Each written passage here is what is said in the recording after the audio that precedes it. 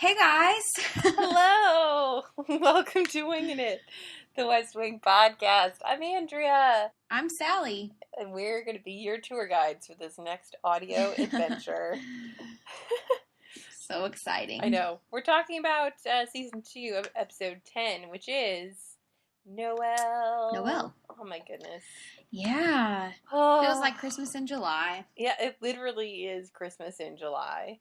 Yep. What a present it was. Do you like the themed episodes? I mean, do you like when it's Christmas or Thanksgiving? Oh, yeah. Who doesn't like that? Yeah. Do you not like that?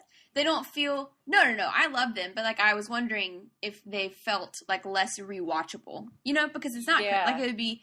It's harder to, pick one of these, but, I didn't feel that way. I still loved it. Yeah. I would love it more at Christmas, but... It's a fun little change of pace. Plus, it's not like Friends Thanksgivings, where Friends had a million Thanksgiving episodes, that I probably wouldn't rewatch unless it was Thanksgiving. Mm-hmm. But at Thanksgiving, I just want to watch them. But no, I Yeah, that's true. Because, these happen at Christmas and there's Christmassy things, but it doesn't, revolve around it being Christmas. Yeah. There's other stuff happening. Oh, there is. Which we're going to talk about in depth because there's really only a few things going on, but it's a very Josh-centric episode. There's so many feelings for just so few storylines. Yeah, which, let's take note for the future writers that this is how you do, a semi-solo episode, which this isn't really a solo episode because the flashbacks have everyone in them, but it's super focused on Josh, which is much better than the episode later that's super focused on CJ, but... Yes. We'll get there eventually. Yeah, I can't wait to recap that one, which I've probably only watched half of before, so that'll be fun. That podcast will be 5 minutes long. Yeah, as will Season 5. We're going to do Twitter-sized podcast for Season 5. It'll be great. Welcome, guys. So glad that you're here to join us. We're going to talk about Noel. Should we sing? Yeah, we should. Yeah. All right, let's do it.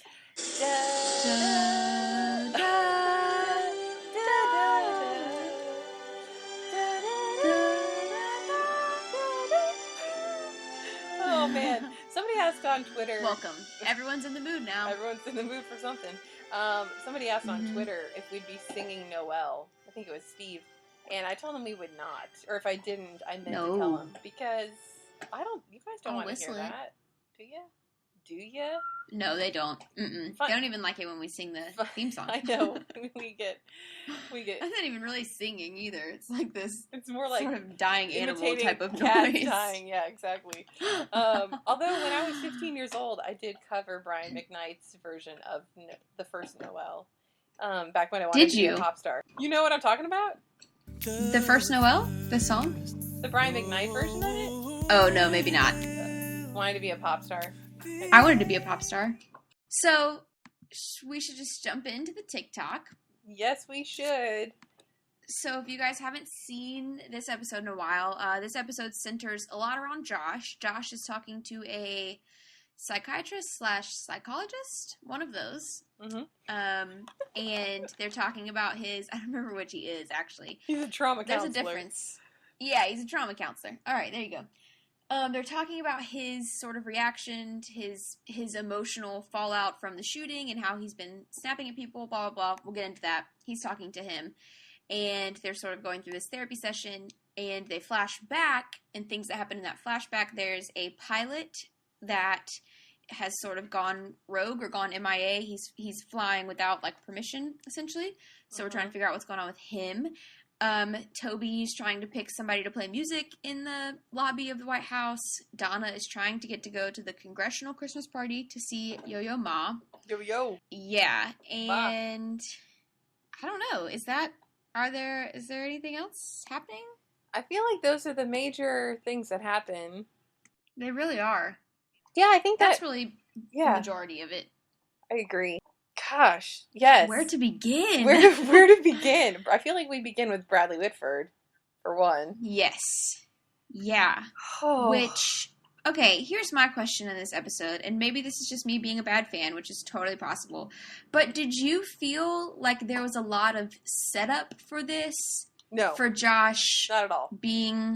Having, PTSD? No. I didn't either. And this This was... And maybe that goes to, like, Aaron not being super great at, like, like Kevin mentioned that, like, Aaron said that he, like, never plans anything, and maybe that's where that comes from. That's exactly what I said, too. That's almost verbatim what I said. However, it still ended up pretty well, so even though he's not great at, like, the through line of the stories in terms of planning ahead, because you're like, that's why they had to fast forward it to Christmas Eve to start with, so they could at least have, like, the previous 3 weeks of him acting weird, even though he wasn't acting weird at all in the weeks following the shooting. Nice try, though. Yeah. So, but, like, it still works. I mean, it's still, you know, I still buy. It's still, everything else he does is so good that you can overlook the not being great at long form. You're like, wait a minute, Josh hasn't been upset, and then you're like, whatever, I don't care. Yeah. Good episode. Yeah, it's still much better than anything I would write, even if I had planned on it. So, no worries. So, there. How did you feel about sassy / tense Josh? I'll take him any way he comes. That's how I feel. It was nice. It added. I mean, it was a different side of him that we don't get to see. I mean, he's normally pretty quick-witted, but this was pretty happy. Like, he's normally pretty. Yeah. You know. This is a little bit more combative, happy, but just like laid back guy. Mm-hmm. The whole thing at the beginning with like him saying, "Are you gonna lie to me this time?" or "I haven't lied to you yet." The whole like lying thing that was interesting. You're not talking to the paper boy. Yeah, that was good. Yes, the opening scene is the opening scene really set the tone for the rest of the episode. Mm-hmm. I mean, you know immediately. Sometimes the opening scene is kind of a throwaway scene. You almost don't even need it. Like sometimes, most of the time it's not, but. Or it's just something fun, or what, like in the next episode, no spoilers, but the next episode is one of my favorite opening scenes. But me too. This one, you immediately knew, oh, this is going to be a legit episode. We're in for a ride. Yeah, you know what direction they're heading. Yeah. Interesting note, we mentioned this the first time because this is not the first time that Josh has seen a psychiatrist / psychologist. True.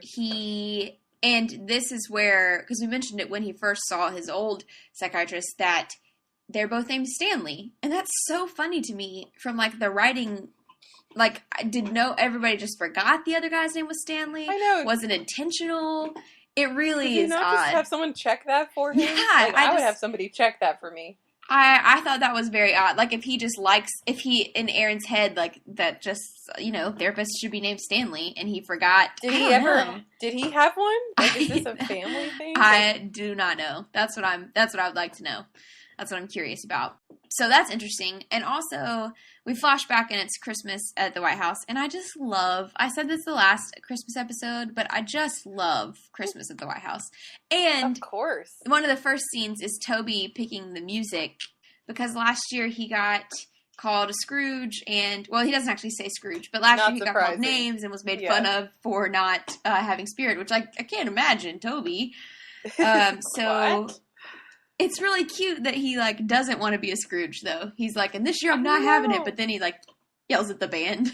I know. I liked that he was, like, asking Josh if he likes it. Like, I don't think I've ever heard Toby ask someone if he likes something. Like, he doesn't normally care, you know? No. It was really cute. It was a cute little thing for Toby to do. And Josh didn't like it. He's like, this isn't the Paramus Mall. Yeah. But Josh was obviously angry Josh, so he did not like it. Womp womp. Yeah, it was setting him off. But skipping ahead, the bagpipes, that's too much for me. I can't do bagpipes. You can't do bagpipes ever? I don't know. Not, like, in my actual, like, vicinity. Maybe if they're very far away and you can hear them lightly. But they are crazy loud. They are so loud. They're like, unenjoyably loud when you're, like, actually near them. Yeah, did you know this? My grandpa was a bagpiper. Really? And my uncle is still. I'm very Scottish. I don't know if you know this. I mean, I think it's cool. I just want them to be, like, half a mile away. Yeah, totally. And then it's nice. But I like the exchange that we get from Toby and Josh about that, where he's like, Josh is like, shepherds herd sheep, and they don't do it in Delaware, and they can't play in the lobby. Yeah, because it was they're funny. arguing. He says, like, they had to call their goats. I know, it was funny, though, because Toby was kind of trying to sell Josh on it to begin with, saying they're like, oh, they're the Highland Pipers of so-and-so, and then he was eventually like, 3 guys from Delaware and they can play. It was so great. It was fun. That was fun. There's very little humor, or this is not a light episode. We were talking about this beforehand, too, but just that there are still some quips because it is the West Wing, but there's not a lot of, like, funny in it. Yeah, I think we should just do a supercut of, like, the kind of clever Josh lines that we have during session, because they're not all at once, but they do happen. So, here you go. Enjoy the little frothy things.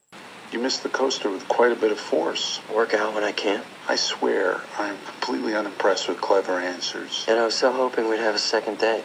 All the same, I need some more therapy. Oh, you're gonna get some. I mean now. You can order pizza. Have a good night. Still, I haven't told you my dreams yet. There you go. Yeah, so those are good, and, like, they're still quippy, but even those, that's, like, as quippy as it got in the whole episode, and even that is, like, a little, still more somber than the normal West Wing banter. It's true. It does, this is definitely the dramatic episode. In fact, I think we failed to mention that Bradley Whitford won the 2001 Best Supporting Actor at the Emmys. Did he really? Yes, for his performance in this episode, partly. I did not know. Mm-hmm.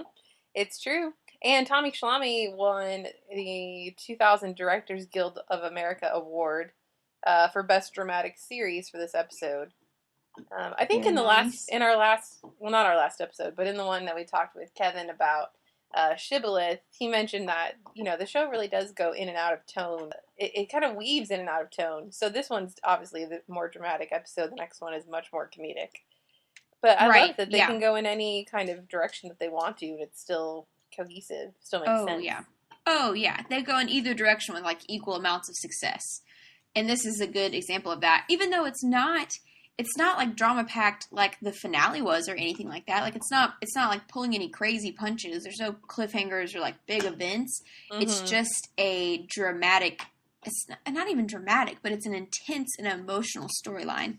Mm-hmm. Which they do really well. And Bradley Whitford, all the awards for him.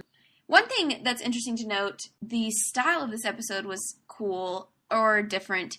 There were a few episodes, or there were several scenes where there's a lot of overlap of the scenes, where Josh and Stanley's conversation is sort of overlapping the flashback, which we did see in the finale a little bit, like when Sam's like, or when Josh is like, I have to go to Connecticut, blah, blah, blah. Although that was a little different. Anyway, there's even one scene where Stanley and Josh are talking about the pilot and, like, when he found out he was dead. Well, which I guess we'll talk about that storyline. But, so there's a pilot that is flying, has sort of gone rogue, was flying in formation, and then they lost him.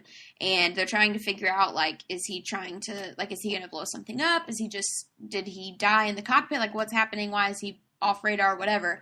And they tell Josh to, like, find out more about him and do some research on him. And turns out that the pilot has the same birthday, which we can get to that in a second. But the point being, they're talking, Stanley and Josh are talking about this, and Leo and Josh, like, Josh is telling the story in flashback, so we're also seeing Leo and Josh talk about it. And there's a moment, the scenes are overlapping, we're flashing back and forth, and there's a moment where Leo says, what else? He's saying, like, what else have you learned about the pilot? Mm-hmm. And Leo says it, or Leo mouths the words, but it's actually Stanley's voice coming through Leo's mouth. Mm. And that, to me, I was like, that's kind of out of left field for the West Wing. It seemed it wasn't, like, bad. I didn't dislike it. It just seemed not like a device they would use, if that makes sense. Mm-hmm. Yeah, they definitely are trying different things. I mean, if you put this episode next to the pilot, even, it doesn't even feel like the same show. Just in the kind of storytelling. I know it was a Josh-centric episode, but just the way that they tell the story, it seems like a very different show. And I know people compare that between pre- and post-Sorkin, but Sorkin's still at the reins here, so, I think the show just was evolving, and I liked it. I think for sure there's... Well, yeah, people compare pre and post Sorkin, but it is interesting how different it can be even within Sorkin's reign. I mean, just, you can compare any episode from 1 through 4, and it could be totally different from another episode from 1 through 4. So, and clearly there's a tone. It's also, the second season, we've talked about this, I feel like is where they're finding their rhythm, and they're doing different things, and it really, to me, is at its best during the second season. So I guess that's just part of that, just like trying stuff out. But it was interesting. I really liked the storytelling.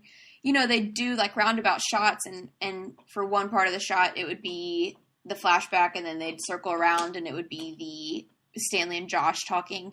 And I thought that was interesting and fun. It was just really different and worth mentioning. Or what did you have to think about the whole, like, Josh finding some sort of identity with this pilot, and the whole, like, we have the same birthday thing?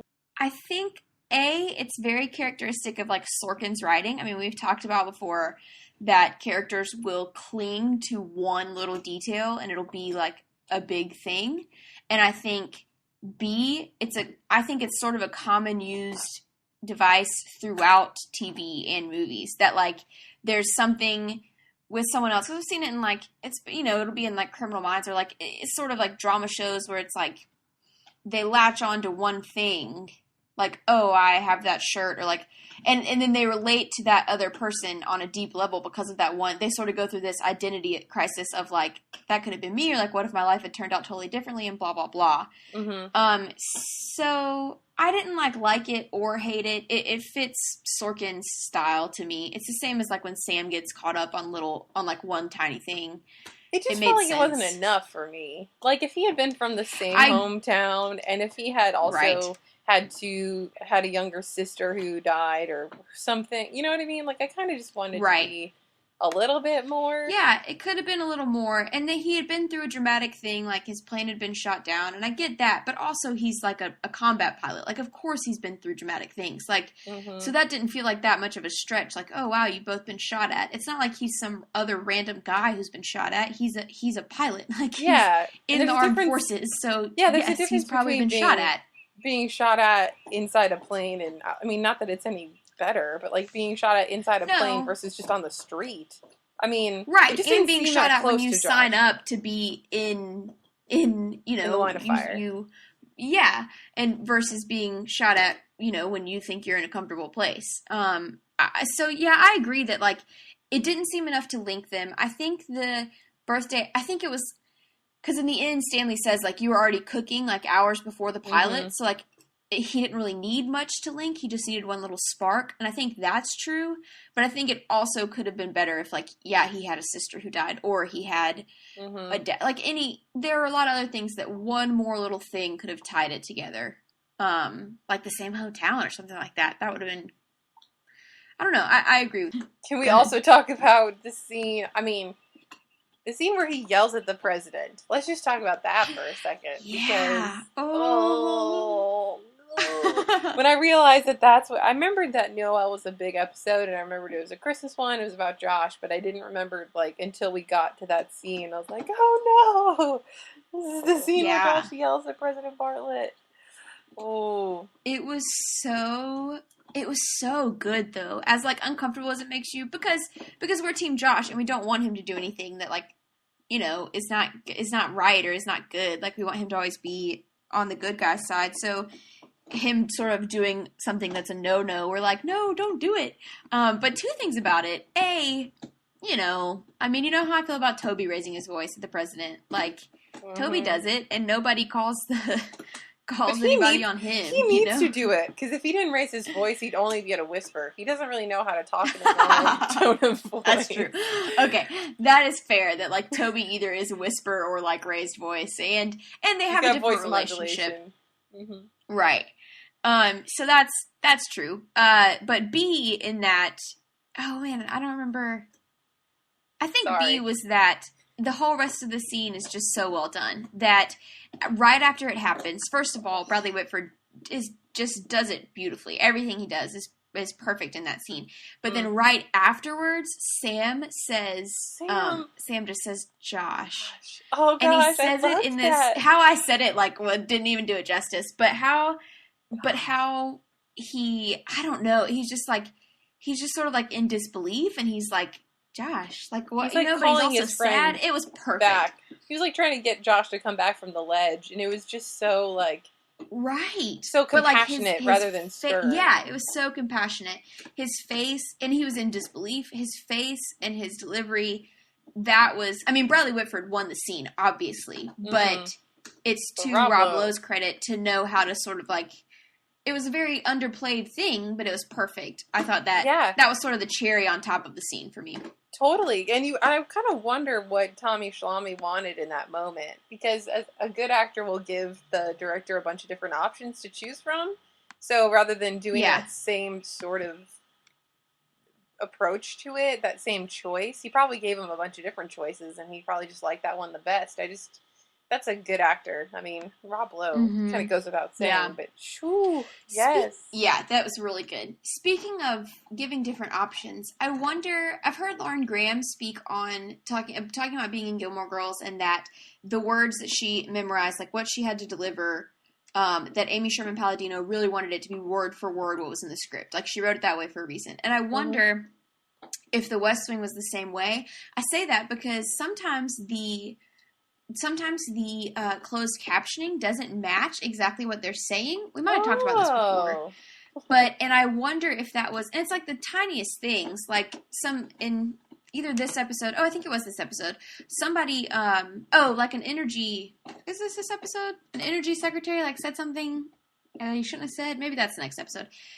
Anyway, he says something about, like, went off the reservation, but the actual line, like, what Josh said was, like, he stepped off the reservation. It was something really tiny.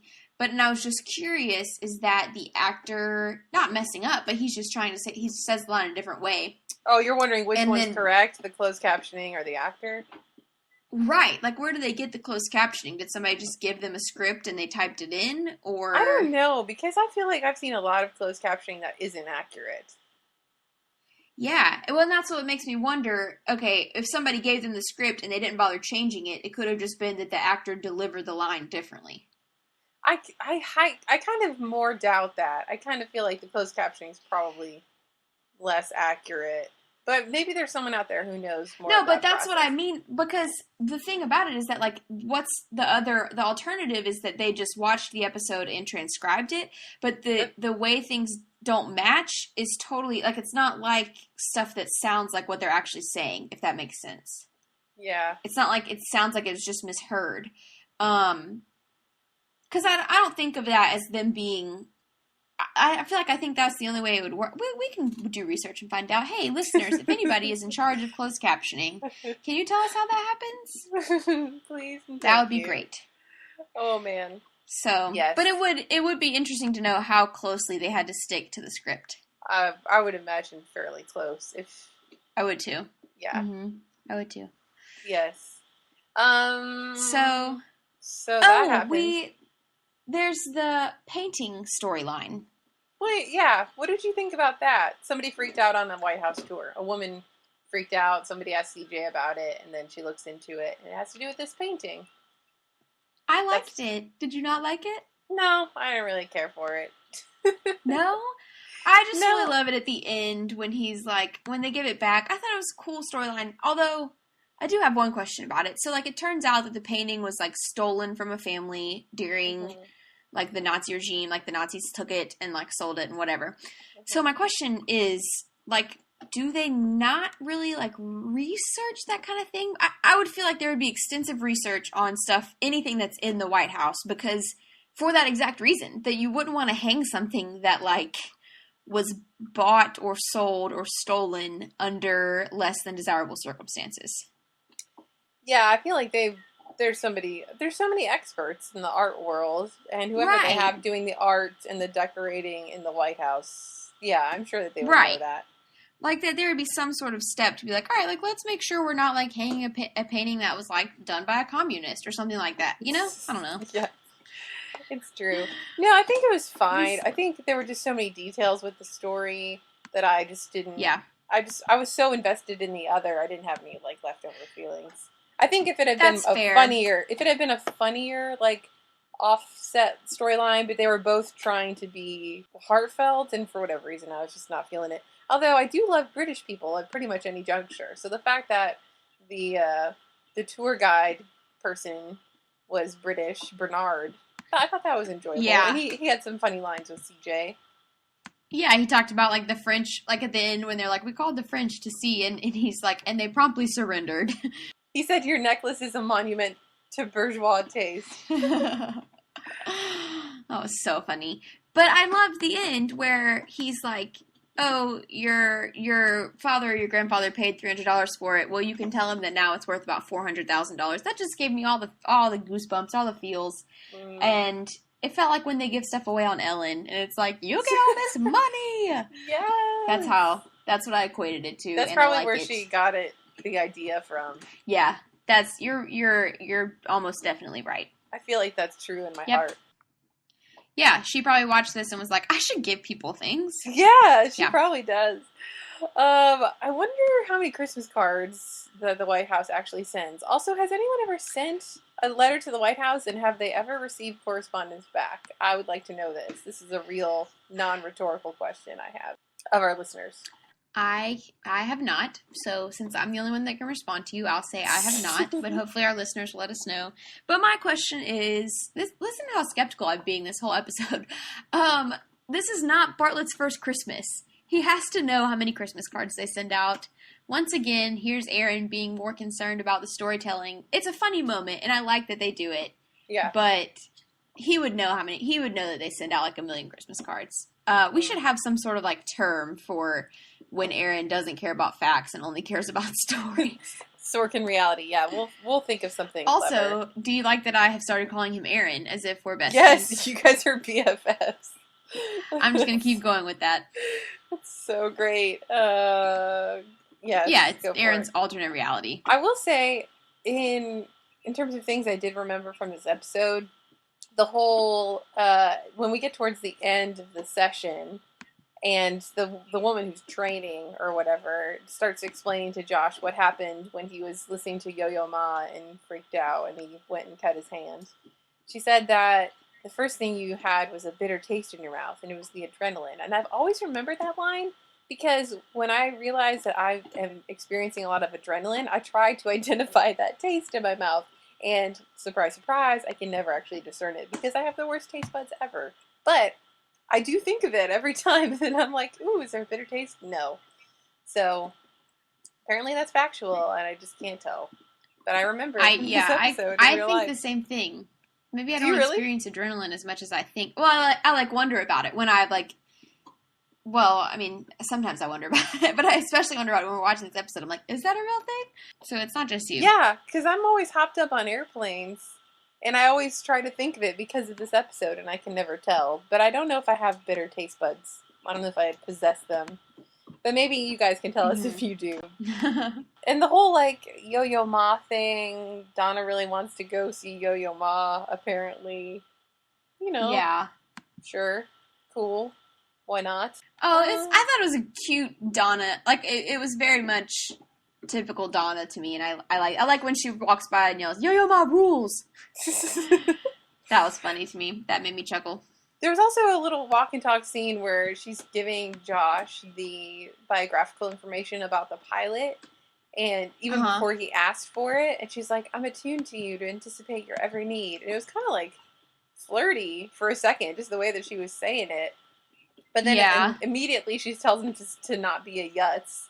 And then she makes a total joke of it by telling him he's a very handsome and powerful man in order to get tickets to the concert itself. So it was like a flirty moment that was immediately diffused by her saying that he's handsome. So again, it was just little mixed messages, but he was angry, Josh, so he didn't really pick up on much of anything.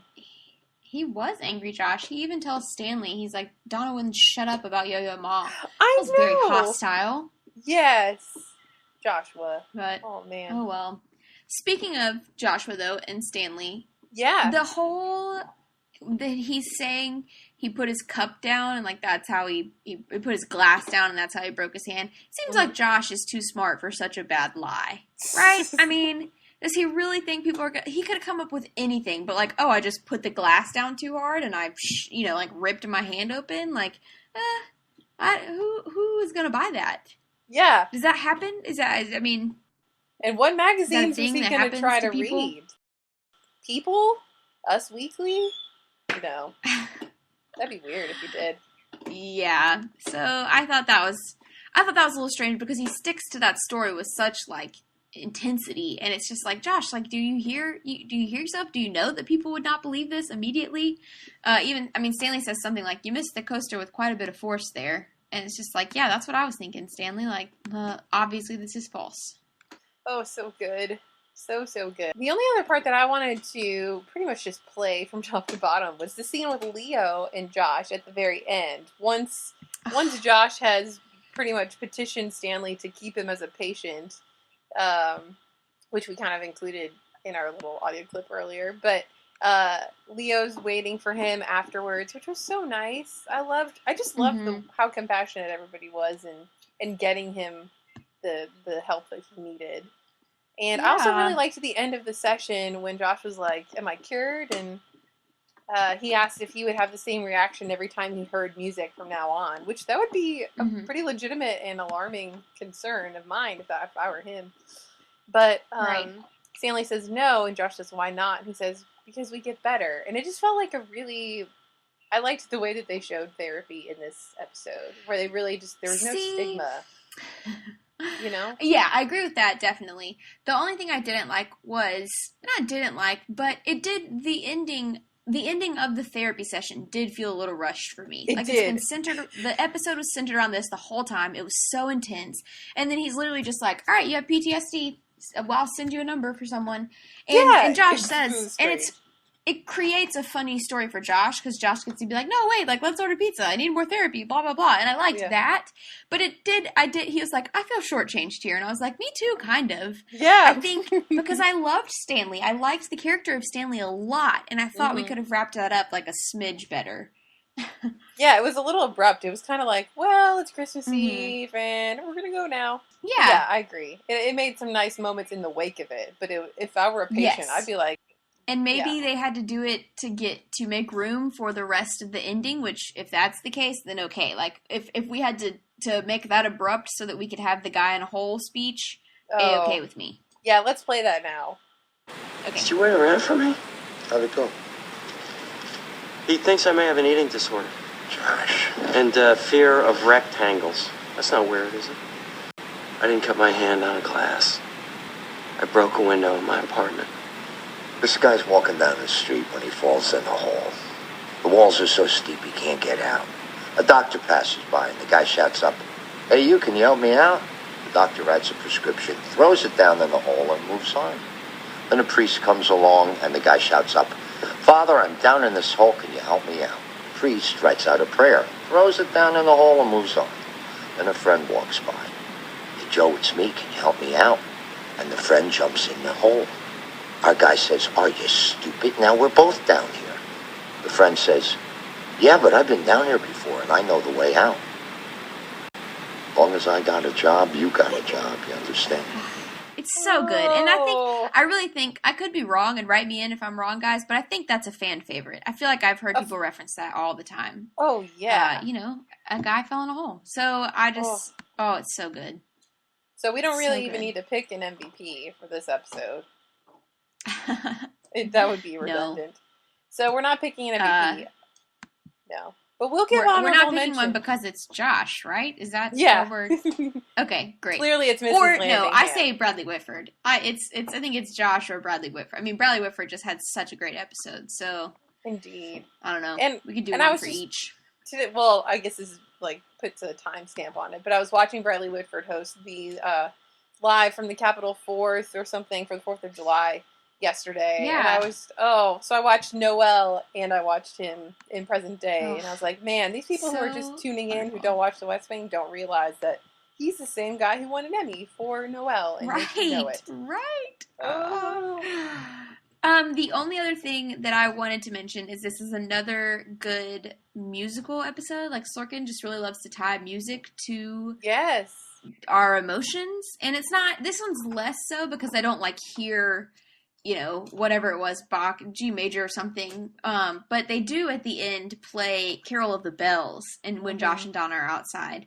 And I do think of that when I hear that. I'm like, oh, sirens, Josh, PTSD. So it's, I don't know, you almost feel like that could get old and tired, the whole, like, associating the songs with emotional moments, but I don't get tired of it. There's another time when it happens in season 3, I think. No spoilers, but there's an emotional moment that's tied with a song that's just, it's so good. So I know, but some of those pieces really are emotional on their own, where if we were just talking on this podcast, I think if that's what we'll do in season 5, if it gets a little dicey, I feel like we're going to do a lot of different things in season 5, just to keep it interesting and upbeat. I think we should just start playing some of these, like, Bach cantatas underneath, like, what we're talking about, and everyone's going to get super emotional and be super invested. Yeah. It's going to be great. Works for me. Yeah. It's going to be great. Hang on to your hats, guys. It's coming up eventually, soon. Yeah. Sooner than you know it. So, that's all I've got for this episode. Noel. And we didn't talk about the energy secretary. Some energy, because I know somebody's going to tweet or email and be like, you guys forgot about the energy. No, we didn't just pick and choose what we want to talk about. We know that was there. It was not interesting to me. So, whatever. Maybe another podcast will cover it. I don't know. Yeah. All right, well, we'll see you guys. Merry Christmas. Or we will not see you guys. I always say we'll see you, but we will not see you. But we will hear us. We will do like I think we should do an end of series potluck. Who knows? Cool. We'll see you in the next episode, though. Yeah, which is the leadership breakfast. Yeah. Episode 11. All right. Bye. All right. Bye.